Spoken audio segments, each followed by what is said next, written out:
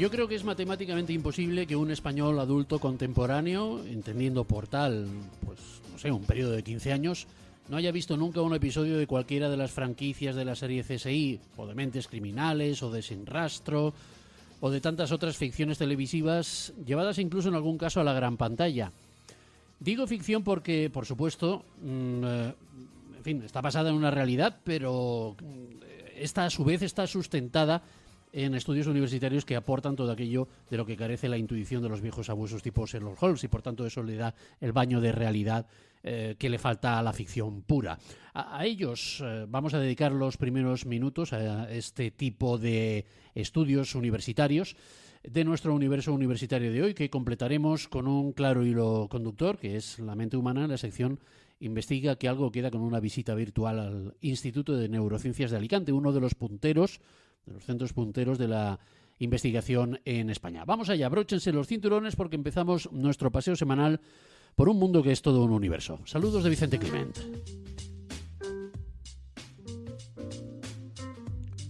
Déjenme que les presente a nuestros dos primeros invitados, los invitados de la sección Grado Ñ de esta semana, que son Carla de Paredes. Carla, muy buenas tardes. Hola, buenas tardes. Y Alberto Baisauri. Buenas tardes también, Alberto. Profesores ambos del grado de Criminología de la Universidad Europea de Valencia. Para empezar, ¿qué tanto por ciento de arte y qué tanto por ciento de ciencia tiene esta carrera, Carla? Hombre, pues yo diría que un 50%. Es Sí. un 50% de letras, evidentemente, y otro 50% de ciencias. De hecho, antes lo comentaba con mi compañero Alberto, viniendo un poco hablando del perfil de estudiantes de criminología, que es muy distinto al perfil de un estudiante de Derecho. El estudiante de Derecho es 100% letras y se ve en las materias y en la forma que ellos mismos se expresan. Pero el perfil de estudiante de criminología es 50% letras y 50% ciencias, y de hecho se demuestra en las propias asignaturas que impartimos en la propia carrera. Tenéis biología, tenéis antropología, Correcto. derecho, por supuesto, habilidades comunicativas, ¿no, Alberto? Hay un poquito de todo. Hay un poquito de todos. Yo creo que el estudiante de criminología tiene que ser un estudiante que no le haga ascos a ninguna de estas materias. No tiene por qué ser el estudiante típico, como ha dicho mi compañera de Derecho, que le guste empollar, sino que hay asignaturas que son claramente de ciencias y que van abiertos precisamente a una formación que podríamos decir que es de ciencia e incluso experimental. Ten en cuenta que tenemos asignaturas como la has dicho tu biología, pero estadística, y son, como digo, asignaturas que pueden tener un perfil muy diferente de lo que es simplemente estudiar teoría o estudiar, como sabemos, humanidades. Ahora entraremos un poquitín en detalle en algunas de las cosas que ya habéis dejado caer, pero claro, una primera diferencia, hablaba Carla de la diferencia entre los alumnos, bueno, y tú también, Alberto, de Derecho y de Criminología. A mí me viene a la cabeza, los de Derecho son los que defienden a los malos y los criminólogos los que tratan de cogerlos, ¿no? Bueno, hay un poco de todo, hay un poco de las dos cosas en ambas carreras, porque también hay... Ya, es una simplificación, Sí, por supuesto. sí. Es cierto que se tiene la idea un poco preconcebida de que el estudiante de Derecho es el que defiende en este sentido a los malos, pero también hay abogados que defienden a los buenos. Y fiscales y y jueces. exacto, y estudiantes que tenemos a fecha de hoy que luego opositan por la carrera judicial, llegan a ser fiscales o llegan a ser jueces o abogados del Estado. Las series de televisión estas que yo citaba antes, ¿hacen bien o mal a la carrera? Yo, en realidad, hacen bien porque dan una cierta visibilidad a estudios que de otra manera son difíciles de imaginar. Pero también quizás las expectativas que generan son excesivas porque no estamos en Estados Unidos, los medios que tenemos en España no son los mismos que aparecen en esas series. Tampoco los estudiantes ni los profesionales que trabajan son como los modelos que aparecen en esas series. Quiero decir, todo va en consonancia. Pero salvando esas instancias que son meramente materiales, sí que el objeto de estudio de la carrera es el mismo que aparece en las series. Con menos glamour, como digo, con menos medios, pero al final en la prevención... Sí, no hay que hacer y casting el para entrar a la tratamiento, carrera, ¿no? Vamos. Efectivamente, pero la prevención y el tratamiento del crimen es el objeto real y es lo mismo que se ve en esa serie, es lo mismo que se ve en la universidad. A mí Alejandro Fondemora, forense y de todos conocido porque ha hecho carrera política, ha tenido altos cargos y sigue teniéndolos incluso en las Cortes Valencianas, por ejemplo, pero vamos, en su calidad profesional como forense me decía, a mí estas series no me terminan de gustar, por eso mismo que acaba de decir Alberto, porque crean unas expectativas de que lo podemos resolver todo y eso no es así. Eso es totalmente de acuerdo. Nos encontramos en el aula que viene el estudiante y dice, bueno, pero ¿cuándo vamos a ver esta prueba pericial o esta prueba analizar en cuanto al ADN de algún criminal que han visto en una serie estilo CSI o Mentes Criminales? Realmente, a fecha de hoy, eso en la universidad no existe y es inviable, por lo que ha comentado mi compañero. En CSI una prueba en minutos se resuelve y aquí tarda días y meses. Entonces, yo creo que hacen más daño que bien al estudiante de criminología. Aunque por otro lado, pues también atrae gente a la carrera, ¿no? Como pasaba con la serie Periodistas en su día, o algunas en su día, urgencias. Que el número de médicos, exactamente lo mismo. O sea que por ese lado, bien. Sí. Bueno, ¿qué es la criminalística? A ver, porque yo tengo entendido que este grado, y ahora hablaremos del doble grado también, está basado en dos cosas: criminalística y análisis de comportamientos humanos. ¿La criminalística qué es, para que lo entendamos todos? Hombre, pues es analizar... Porque lo de los comportamientos humanos está claro. Sí, la criminalista, que me corrija mi compañero, si me equivoco, es un poco analizar un perfil de delincuente para poder establecer ese perfil y adelantarse a esa persona a la comisión del delito. A la comisión del delito, correcto. Intentar de prever la delincuencia e ir por delante del propio delincuente. ¿Y eso cómo se puede hacer si no sabemos quién es el delincuente, a priori? Estudiando precisamente una serie de teorías que se hunden las raíces sobre todo en la sociología y en la psicología, y esos son campos muy importantes aparte del derecho, y esos campos nos van a decir qué factores de riesgo pueden acudir en determinadas personas. Es decir, todas las personas tenemos un ambiente personal, social, familiar, cultural diferente. Hay una serie de, como digo, esos ambientes, dependiendo de los factores que hayan, pues van a influir en que una persona tenga más o mayor capacidad o posibilidad de cometer un delito. Precisamente la criminología tiene que poner el foco en esos, como digo, esos factores que puedan llevar a una persona a cometer un delito para evitar que lo haga. Bien corrigiéndose, con lo cual ya es una labor de toda la sociedad, lo que se llama la prevención primaria, a través de normas que sean comunes para toda la sociedad. Cuando haya menos desigualdad, habrá menos delincuencia. Cuando haya menos pobreza, habrá menos delincuencia. Cuando haya más cultura y más educación, menos delincuencia. Eso está estudiado y eso se estudia a través de la carrera. Y luego tenemos la otra parte, que es cuando ya se ha cometido el delito, porque es un comportamiento humano que va a existir siempre, tenemos que intentar que no se vuelva a repetir. Entonces tendremos que tratar a las personas que han cometido delitos para intentar conseguir que abandonen ese comportamiento desviado y que, por lo tanto, abracen un poco las normas de la sociedad, evitando cometer ese delito. Muchos de los oyentes, o algunos de los oyentes que estén ahora mismo en sintonía con nosotros, pensarán, pues sí, vamos a ver, si eso es algo casi genético por parte del criminal, ¿cómo modificamos eso? Hombre, por ejemplo, genéticamente está estudiado que el hombre delinque mucho más que la mujer. Eso es algo que por el ADN está más que estudiado. Lo que se intenta es evitarlo. Hay diversas teorías desde este punto de vista, desde el punto de vista criminal, intentar evitar la comisión del delito, estudiando todos aquellos factores que pueden influir en la comisión del mismo. Es cierto que influyen muchos factores en cuanto a la teoría de la oportunidad, en cuanto a la teoría del propio etiquetado de la propia persona. Pues con todo ello se estudia y se evita que se llegue a la comisión del delito previamente, evidentemente. Lo que nos lleva a hablar del doble grado que también impartís en la Universidad Europea de Valencia, que es el de Criminología más Psicología. Así es. Lo positivo que tiene este grado es que, como estamos diciendo, no solamente se estudia desde el punto de vista criminológico, sino también la psicología de la conducta humana. Por lo tanto, la combinación del doble grado te permite tener una visión mucho más amplia o distintos puntos de vista para poder estudiar lo que es el delito. ¿Hay un perfil tipo que, en fin, de una persona que digas, comete un delito a lo largo de su vida seguro? No es tan fácil como eso. Ten en cuenta que no se nace, el delincuente no nace, se hace. ¿Vale? Es decir, las teorías que decían que una persona que naciera y cometería delitos seguro, eso está abandonado. Realmente una persona es fruto de una serie de factores, entre ellos su propia personalidad, pero también otros muchos sociales y culturales. Entonces, decir que una persona va a delinquir porque sí, no. Hay que estudiar los factores que rodean a esta persona y en base a eso se podrá hablar de una probabilidad mayor o menor de que acabe cometiendo un acto delictivo.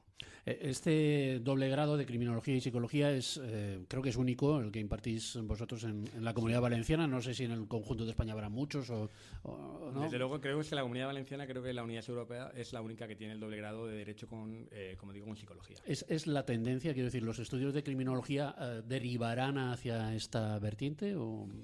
¿O Hombre, cada uno seguirá camino independiente? Yo creo que lo bueno del doble grado es que te da una visión más amplia y también te abre mucho más el abanico profesional, evidentemente. También está, y muchos estudiantes lo hacen en cuanto al doble grado de Derecho y Criminología, que es la combinación perfecta, al igual que también con Psicología.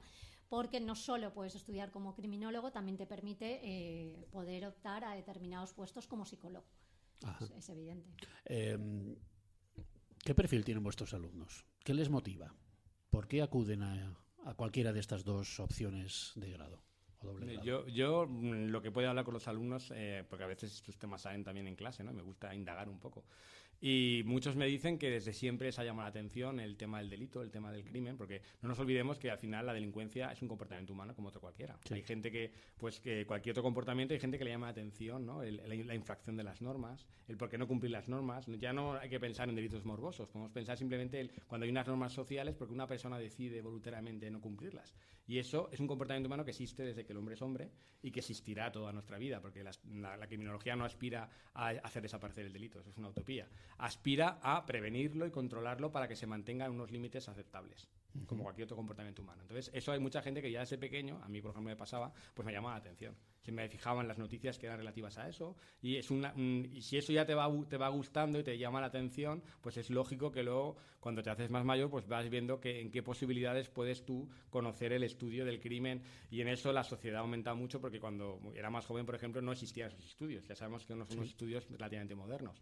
Y ahora una persona que tenga inquietudes sobre lo que es el delito, pues tiene la oportunidad también de ayudar de alguna manera a aprender todo aquello para conseguir pues mejorar lo que se llama la prevención del delito y en la medida pues impedir que de alguna manera ayudar a conseguir prevenirlo o a controlarlo. Y cuando eras joven y sentías esa inclinación por el estudio de lo que todavía no era criminología pero luego lo fue, ¿en qué fuentes bebías? O sea, ¿qué era lo que incentivaba ese interés tuyo? El Caso ya no existía, el periódico El Caso. No, vamos a ver. Yo es que, ¿veías programas de televisión? Sí, por supuesto, las series, a mí siempre me ha interesado todo lo que tuviera relación pero de casos reales, quiero decir, no las series a las que aludíamos antes, yo qué sé, Lobatón persiguiendo desaparecidos. En aquel momento no existían esas series en la televisión. En mi caso yo recuerdo que era La Huella del Crimen. La Huella si del recordáis, Crimen, ese era el único programa que yo recuerdo cuando era joven que hacían en la tele, que además en aquel momento yo era bastante pequeño y me daba bastante miedo. Pero lo disfrutaba. O sea, es decir, que me daba miedo, pero no lo dejaba de ver, como podéis imaginar. O sea, Carla, ¿y qué tiene el delito que atrae tanto a los que no son delincuentes? Sí, yo creo que atrae mucho lo que es el delito porque es una esfera, digamos, o una parcela que no está tan estudiada y ahora los estudiantes quieren conocerla, pero también tenemos muchos estudiantes que ahora que se está dando mucha importancia y centrado sobre todo en cuanto al propio derecho penal a la víctima, también hay muchos estudiantes que se interesan por la víctima, no solo por el delito. Quieren ver cómo pueden asistir a esa víctima, cómo pueden tenerla en cuenta y no solo atender a esa rama del delito o al delincuente. Y también se inquietan mucho qué pasa con el delincuente cuando sale de prisión. ¿Cómo lo podemos reintegrar otra vez o que se reinserte otra vez en nuestra sociedad? ¿Y eso pasa en un grado aceptable? Pasa y hay puestos de trabajo que se dedican a ayudar a esta persona que sale de prisión porque ha cometido un delito para que se vuelva a reintegrar en la propia sociedad. ¿Hay delitos en los que la reinserción es imposible? O vamos, si no imposible, porque en ciencia no se puede decir nunca 100%, pero vamos, rayano en lo imposible. Hombre, ahí ya tendríamos que dar una vuelta, una modificación total a nuestro derecho penal, porque nuestro derecho penal, apoyándose principalmente en nuestra Constitución española, va enfocado, y el derecho penitenciario, a la reeducación y reinserción social del delincuente. Pero por ejemplo, los violadores tienen fama de que son muy difícilmente reinsertables. No sé si son los más difícilmente reinsertables o hay algún otro tipo de delito. Yo creo que eso depende de cada persona. Ya. Yo creo que eso depende de cada persona, de la actitud de cada persona, de por qué ha cometido el delito y detrás de cada caso, evidentemente, hay unas circunstancias. No podemos generalizar. Se me ocurre, el Luterio Sánchez, que empezó de delincuente y acabó de abogado, sería un buen ejemplo para para mostrar, no sé si lo hacéis en vuestras clases a los alumnos. Yo creo que sí, porque además el Lute, si no recuerdo mal, nació en un sitio muy pobre. O sea, fijaros cómo tuvo una serie de factores de riesgo en su propia educación que a lo mejor no tenemos nosotros. Es decir, si ya nació en un sitio donde no tuvo posibilidades de alcanzar las metas sociales que todos queremos, muchas veces cuando no se pueden conseguir de manera legal, se acaban consiguiendo de manera ilegal. Entonces, muchas veces se acaba uno uniendo con malas compañías, acaba llevando actos delictivos para conseguir a lo mejor lo que podría conseguir de una manera legal, pero no ha tenido la posibilidad de aprender, o de aprender de sus padres, o de quien sea, de la gente alrededor. O sea, fijaros cómo no hablamos de una persona que haya estudiado en Harvard. No, ¿De acuerdo? No, desde luego, estudió en la cárcel. Sí, yo de hecho y ya mayorcito, vamos. Les proyecto a mis alumnos siempre un documental corto de la vida del Lute, y me llama la atención que todos lo conocen y no es de su época. O sea, siempre han oído hablar de él, saben un poco de su vida y ven, evidentemente, ahí es un caso 100% de reeducación. ¿Qué caso les gustaría resolver a vuestros alumnos? ¿Hay alguno que tengan entre ceja y ceja que os digan o que salga? No en concreto. Yo qué sé, Antonio Anglés, a ver qué ha sido de él. Es que no lo conocen. Antonio Anglés no, yo les hablo de él en las caso de las aulas niñas y no de lo Alcácer conocen, no lo eran muy conocen. jóvenes. Fíjate. Eran muy jóvenes. Bueno, pero él también era muy joven cuando Napoleón Bonaparte. Sí. Y Pues sin no embargo... lo conocen. Y yo insisto mucho porque, de hecho, en la Comunidad Valenciana, y en concreto en Valencia, fue un caso muy sonado, fue un caso que además trajo mucha trascendencia, y me miran con cara rara diciendo ¿qué me está contando? No sé de lo que me están pues hablando. algo está fallando también en la formación básica de los y en el bachillerato de los críos. Pero bueno, Marta del Castillo, Diana Quer, ¿alguno de estos les suena, les interesa, les preocupa? Sí, Marta del Castillo sí que les suena, y sí que hablamos del caso en clase y opinan, pero tampoco no les inquieta demasiado. Vamos, el perfil que tenemos, muchos de ellos quieren ser guardias civiles, ir por el tema de Policía Nacional. ¿Ah, sí? Sí. Quizás influenciados por lo que comentábamos previamente de las series de televisión. ¿Pero policía de calle tipo Olmos y Robles o de laboratorio de oficina? Laboratorio. Lo que pasa es que hoy en día, para poder llegar al laboratorio, primero tienes que pasar por la calle. Quiero decir que, tal y como está el tema, primero se suele acceder a la policía, y luego ya dentro de lo que son los puestos se puede acceder a cargo a policía científica, o serían los puestos que estamos hablando más. ¿Cómo se hacen las prácticas en un grado como este de criminología? ¿En qué consisten? ¿A dónde vais? ¿A dónde los lleváis? Sí, ahora estamos... muchos de ellos ya tienen prácticas. Lo que hemos hecho es un poco ver cuáles son sus inquietudes y ir buscando convenios de colaboración con ellos. Hemos hablado con instituciones penitenciarias, que de hecho tenemos ya alumnos que van a ir. Hemos hablado también en cuanto al Instituto de Medicina Forense, que también van a ir 2 estudiantes. Muchos de ellos, o un par de ellos, quieren ir en cuanto a la policía, también en cuanto dentro de lo que es la asistencia de la víctima. También en cuanto, pues como comentaba, en cuanto al decreto que ha salido recientemente, tenemos la posibilidad de en cuanto a las oficinas de la víctima, que puedan acudir un criminólogo, que anteriormente no tenían. Básicamente son esas instituciones donde estamos. Hemos pasado un poquito por alto la cuestión esta de la atención a la víctima, que esto es una novedad, porque me decías que hay un decreto que además es de hace nada, días, ¿no? Concretamente de 4 de noviembre. De 4 de noviembre, o sea, más reciente imposible, en el que se faculta a los criminólogos para poder hacer también, es decir, no solamente la prevención del delito, de la que hablábamos al principio de nuestra conversación, sino también, que es una preocupación también de muchas asociaciones. Vamos a ver qué pasa después con las víctimas. Atajemos el problema, intentemos acabar con la tendencia a la delincuencia de determinadas personas, pero las que son víctimas de esa delincuencia hay que atenderlas. Claro. Y de lo que hablábamos anteriormente, el tema psicológico posteriormente a haber sufrido un delito y haber sido una víctima. Entonces, como comentábamos, tenemos un decreto recientemente donde nos cita como personal que puede trabajar en esas oficinas, no solo juristas y personal técnico especializado, sino también los criminólogos. Y eso realmente ha sido una noticia muy importante para los estudiantes de criminología, evidentemente. Mirándolo desde un punto de vista práctico, es una salida profesional más y además muy importante para la carrera. Así es. ¿No, Alberto? Sí, estamos de acuerdo. Tened en cuenta que lo que decíamos antes, son estudios que pese a su juventud.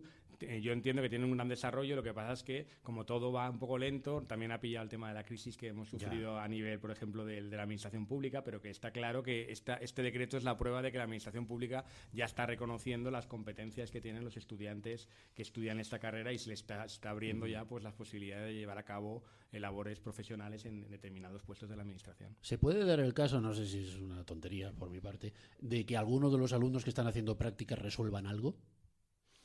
En la carrera, dices, ahora mismo. No, vamos a ver, si están colaborando con la policía, haciendo unas prácticas con la policía, que de repente digan, mira, ese es el malo. Hombre, el año pasado lo que tuvimos elaboramos en el propio Colegio de Criminólogos una bolsa de empleo, que no la tenía hasta la fecha, entonces hicimos en cuanto a los programas integradores que tenemos la propia universidad, y se elaboró una bolsa de empleo para incluso ellos mismos en el futuro puedan en esa bolsa encontrar trabajo. Más allá de... Tanto como resolver un caso, no. No, ¿verdad? porque se necesita una serie de seguros, una serie de licencias que a fecha de hoy los estudiantes no tienen. ¿Y laboratorios que usáis? ¿Los de las instituciones con las que tenéis convenios? Claro. Sí. ¿Quién no debería nunca estudiar esta carrera? Yo pienso una persona que fuera a delinquir, ¿no? Bueno. Delinquir en algo grave, pensemos en una Pensará persona... lo contrario, digo, no, a mí me interesa Claro, mucho. efectivamente, a lo mejor lo que le das es armas para que pueda cometer el delito de una manera más profesional todavía, ¿no? Sí. Si tiene conocimiento de cuáles son las técnicas que van a seguir para poder identificarlo. Pero ya quedándonos en el lado no oscuro de la cosa, en el lado diáfano de la cosa. Antes hablabais de otras carreras en las que a lo mejor pues tienen más futuro los empollones.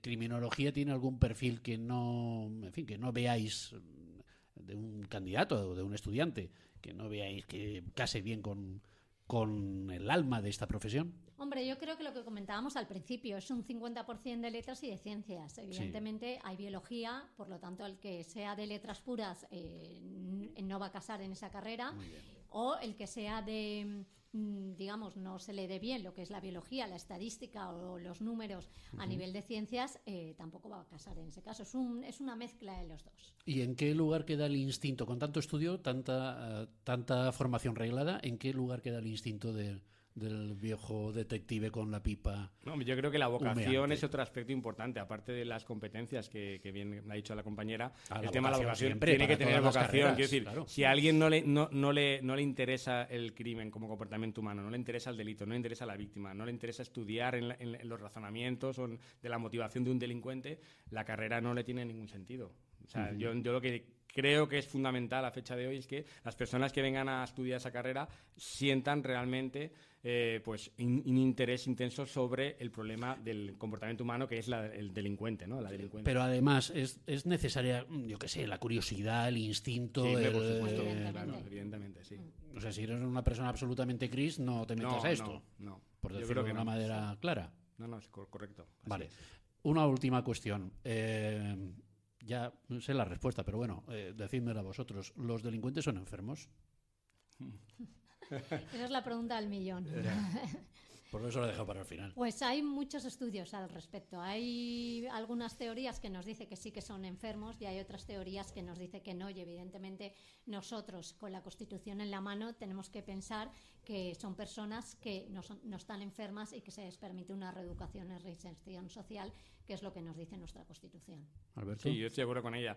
Decir que hay algunos delincuentes que son enfermos y como reflejo de esa enfermedad pueden cometer actos delictivos, pero no puedes unir la enfermedad a la delincuencia, porque hay personas muy cuerdas, y todos conocemos muchos que aparecen en los medios de comunicación, que pueden cometer delitos y no tienen ningún tipo, no tienen la impresión de sufrir ningún tipo de enfermedad. Con lo cual, son dos cosas diferentes que a veces van unidas, la enfermedad con la delincuencia, pero otras veces van separadas. Bueno, pues Crimen y Castigo de Dostoyevsky en versión moderna. La criminología en la Universidad Europea de Valencia. Carla de Paredes y Alberto Baixauli, muchísimas gracias por estar con A ti, nosotros. Vicente, gracias. Muchas gracias.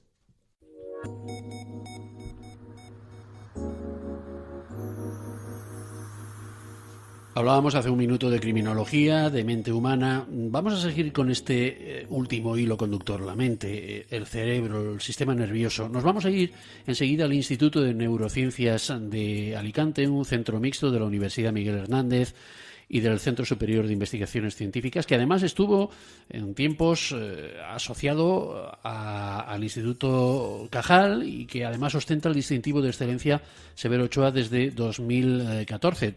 Todos nombres, y déjeme que salude a su vicedirector, el doctor don Víctor Borrell Franco. Don Víctor, buenas tardes. Hola, buenas tardes. Todos nombres señeros de la ciencia en España. Ramón y Cajal, el CSIC, Severo Ochoa, es decir, los avales son inmejorables para el instituto. Efectivamente. Muy bien, decíamos que ustedes estudian, o sugeríamos que ustedes estudian cerebro y sistema nervioso. ¿Usted cree que llegaremos algún día a conocerlos bien? Pues la verdad es que, como se dice típicamente, el cerebro es, con diferencia, el órgano más complejo, ¿no? Y entonces, eso de llegar a conocer bien nuestro cerebro parece una meta muy, muy lejana. Pero al menos nos conformamos en conocerlo pues cada vez mejor y comprender cómo funciona e intentar comprender por qué, cuando a veces deja de funcionar, qué es lo que le pasa, ¿no? Cuando nos encontramos con enfermedades mentales, pues con comprender qué está fallando, pues ya estamos muy satisfechos para intentar encontrar alguna cura, ¿no? ¿Hay áreas del cerebro que sean más fácilmente explorables que otras en donde se pueda avanzar a mayor velocidad? Eso depende al nivel al que uno le interese o quiera estudiar. Hay, por ejemplo, una parte que es muy estudiada por su sencillez estructural o organizativa, que es el hipocampo. Como mucha gente le sonará, es pues la entrada de nuestros recuerdos y también la vía por la que recuperamos y podemos recordar las cosas que tenemos almacenadas. Esa estructura, como digo, es la forma en que está constituida y organizada, es relativamente sencilla, y precisamente por eso se ha estudiado muchísimo, ¿no? Porque era una parte relativamente más fácil de intentar empezar a comprender cómo se organizan los circuitos y cómo funcionan. Entonces, en ese sentido sí, pero aún así esta parte del cerebro no está aislada, está conectada con el resto del cerebro. Lo que sabemos hoy en día es que no funciona por partes aisladas, sino que es un todo, y al contrario de lo que parecía hace unos cuantos años, pues comprendemos que cualquier cosa que ocurra o influya en una pequeña parte del cerebro va a repercutir en el resto, ¿no? Y por lo tanto, pues cuando uno quiere comprender a nivel más completo cómo funciona cualquier parte del cerebro, rápidamente se ve enfrentado a la complejidad de que tiene que estar comprendiendo cómo esa parte interacciona con el resto del cerebro, ¿no? O sea, no hay compartimentos estanco. ¿Cómo, perdón? No hay compartimentos estanco, por tanto, en el cerebro. No, efectivamente, no, para nada. Y cada vez nos damos cuenta de que eso es menos así. No. Ya. A usted eso, cuando supongo que lo oirá muy a menudo, eso de utilizamos un no sé cuántos % de la capacidad de nuestro cerebro. ¿Eso le suena bien, le suena mal? Bueno, eso un poco se deriva de lo que acabo de decir anteriormente, pues no es cierto. Lo que sucede es que nuestro cerebro tiene, como digamos, máquina de computar, tiene una capacidad enorme, ¿no? Y entonces, pues lo que utilizamos, pues es como tener un ordenador muy grande y usar un programa muy pequeñito. Estás usando todo el ordenador, lo que pasa que en una pequeña proporción de lo que podría llegar a producir. Y entonces, en cualquier momento dado, pues sí que nos puede dar la sensación de que estamos usando una pequeña parte. Eso no significa que usemos un cuarto del cerebro. Como decía, toda la función está distribuida por todo el órgano. Por lo tanto, en cualquier momento estamos usando prácticamente todo el cerebro, aunque se use más, yo que sé, en la zona de motora o visual o del habla. Eso simplemente significa que esa parte la estamos usando con mayor intensidad para ese tipo de tarea. Pero estamos siempre usando todo el cerebro. Entonces, cuando decimos, no, solo usamos un 10 o un 20%, pues bueno, pues a lo mejor si pudiéramos llegar a saturar, exprimir al máximo toda la capacidad que tiene nuestro cerebro, pues podríamos considerar que estamos usando poco. Pero en realidad es que lo estamos usando todo. Ya. Pero en cualquier caso podemos aumentar ese porcentaje, aunque sea todo el cerebro haciendo solamente un 10% de lo que cabría la posibilidad de hacer. ¿Ese porcentaje puede aumentar?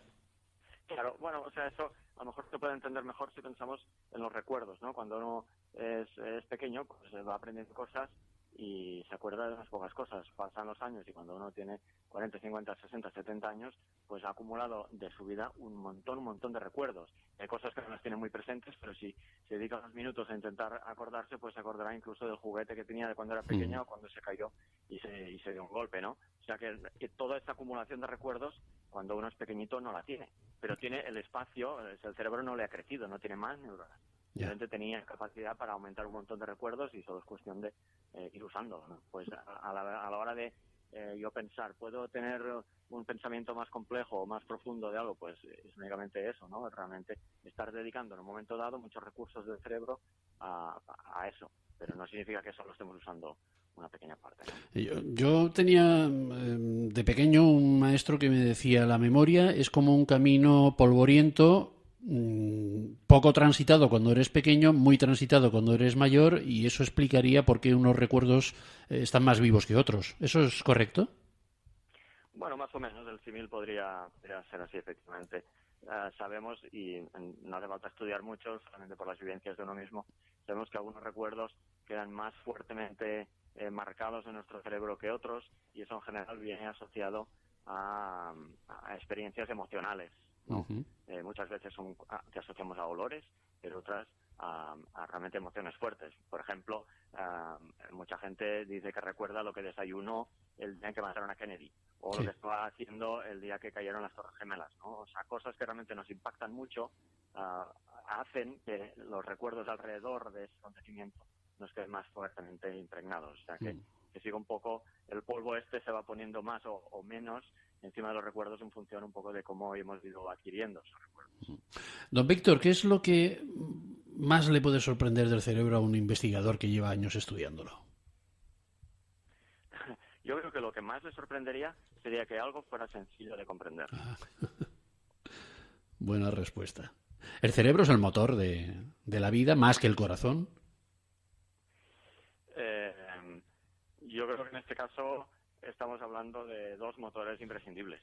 Sí, claro. O sea, el corazón en realidad a nivel del sistema nervioso es autónomo. El corazón puede seguir latiendo fuera del cuerpo durante un tiempo, mientras si tuviera irrigación, si se pudiera autoalimentar por el sistema circulatorio, el corazón podría ser autónomo, no necesita del cerebro. Pero eso no va a ser así, y entonces el cerebro es centralmente el que manda que el resto de órganos sigan funcionando, haya contracción en las arterias, fluya la sangre y el resto de órganos efectivamente sigan vivos, ¿no? O sea que sí que es uno de los motores principales del cuerpo, sin lugar a dudas.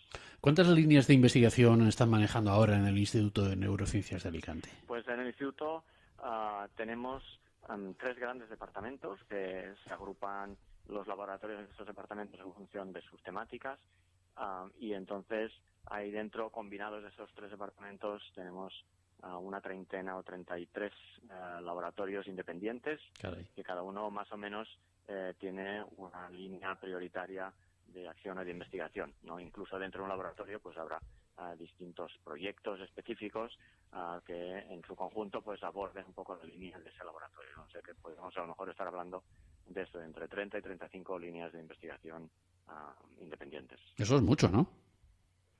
Sí, efectivamente son muchos, y son muchos en particular teniendo en cuenta que todos nos dedicamos al estudio del cerebro. Eso es bastante inusual a nivel no solo español, sino europeo, incluso mundial, ¿no? Lo que más abunda pues son institutos donde hay mezclas de laboratorios con intereses en distintas disciplinas, ¿no? Pues unos el cerebro, otros pues a lo mejor el hígado, que se dedican a la biología celular o a estudiar la genética, de sistemas muy diferentes. La singularidad de nuestro centro es que aunque abordemos problemas muy diferentes, incluso a niveles muy diferentes, o usando modelos animales muy distintos, pues desde la mosca hasta los gatos, por ejemplo, todos nos dedicamos al cerebro. Eso es algo que lo hace muy único y muy enriquecedor. Favorece mucho que interaccionemos unos con otros y unos nos favorezcamos que la experiencia y los conocimientos del laboratorio del lado. Es decir, eso permite que podamos alcanzar metas mucho más altas, ¿no? Es decir, el que haya tantas investigaciones en marcha, tantos laboratorios particulares para cosas concretas dentro del instituto, no es sinónimo de dispersión, sino que es más bien de interconexión, por lo que usted me está diciendo, ¿no? Sí, efectivamente. Pues sea porque uno está estudiando o de especialización, digamos, dentro de una misma problemática, pero cada uno toca una parte diferente de la investigación. Efectivamente. Por ejemplo, los laboratorios que clásicamente utilicen la mosca del vinagre para estudiar, pues esta gente son grandes expertos en conocimiento de mecanismos genéticos, ¿no? Y de interacción de unos genes con otros, que por ejemplo uno que trabaje con mamíferos, pues eso es menos habitual, entonces puede ir a nutrirse del conocimiento experto y profundo en una familia de genes en particular, que a lo mejor en un momento dado al otro investigador que trabaje con mamíferos pues le puede interesar, ¿no? Y viceversa, pues a lo mejor uno que estudia pues gusanos, pues le interesa conocer algunas características de un tipo de neurona que no conozca bien y que su vecino que estudie la rata pues conozca muy bien la particularidad o de esa neurona o de ese canal que funcione dentro de la neurona, etcétera, ¿no? O sea que eso es muy, muy enriquecedor, desde luego. Ahora que me habla usted de animales, ¿se puede trabajar en un instituto como el suyo y luego tener un animal en casa? Sí, por supuesto. Eso, aunque hay gente que le pueda sorprender o sonar que no es así, por encima de todo somos profesionales los investigadores y distinguimos perfectamente cuando se trata de estudiar algo a nivel profesional, que tenemos todos los comités y supervisiones éticas y unos procedimientos muy bien marcados y definidos a nivel veterinario, y uno pues está empleando esos animales modelo como herramientas en su investigación. No tiene nada que ver con luego uno tenga cariño por sus mascotas o lo que sea, ¿no? Yo en mi casa pues tenemos hámsters y a mis hijos les encanta y no tiene que ver una cosa con la otra.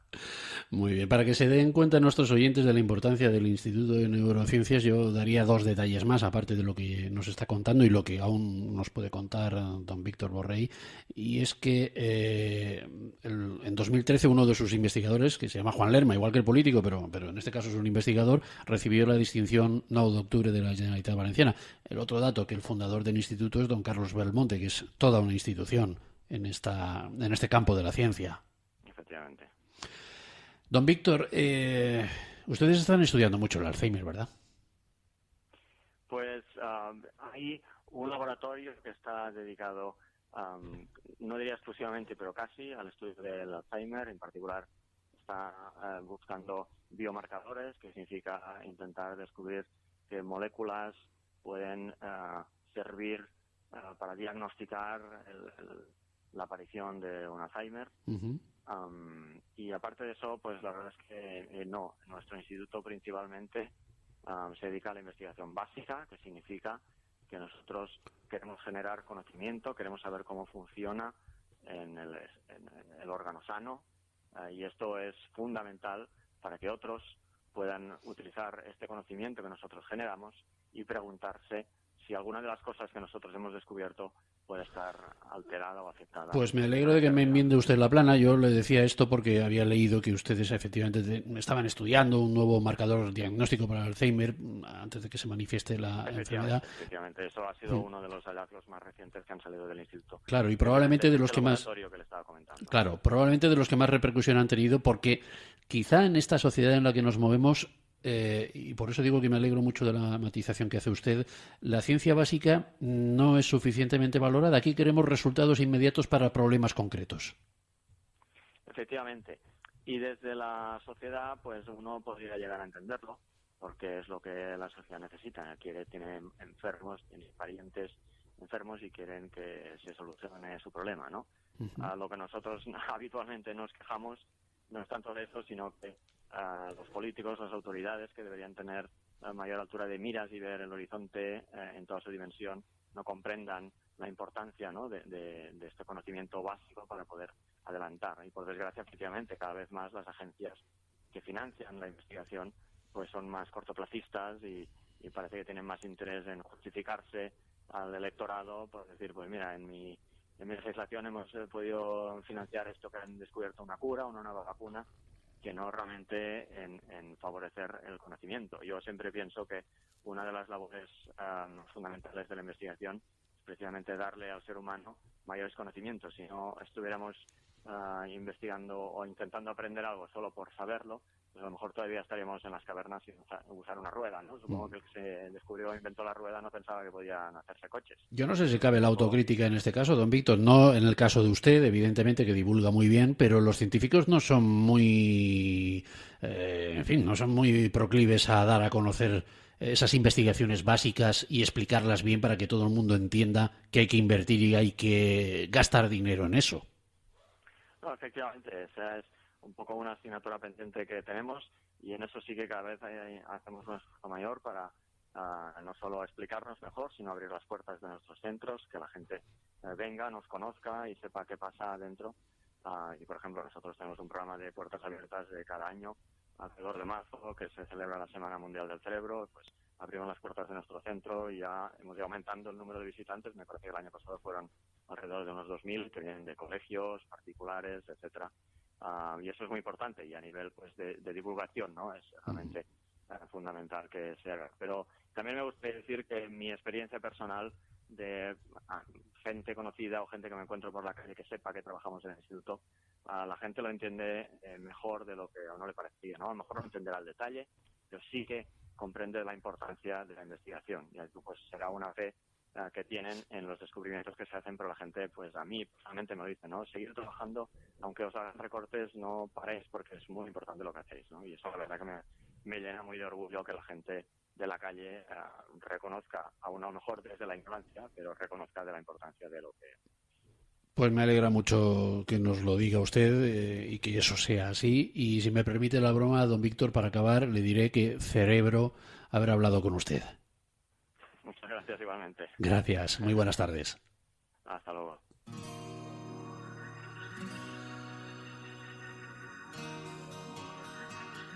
Criminalística y neurociencia, dos platos fuertes servidos en una misma edición de nuestro programa, que no es poco, porque este mundo, ya lo saben, es un universo universitario, cada semana en Onda Iñe.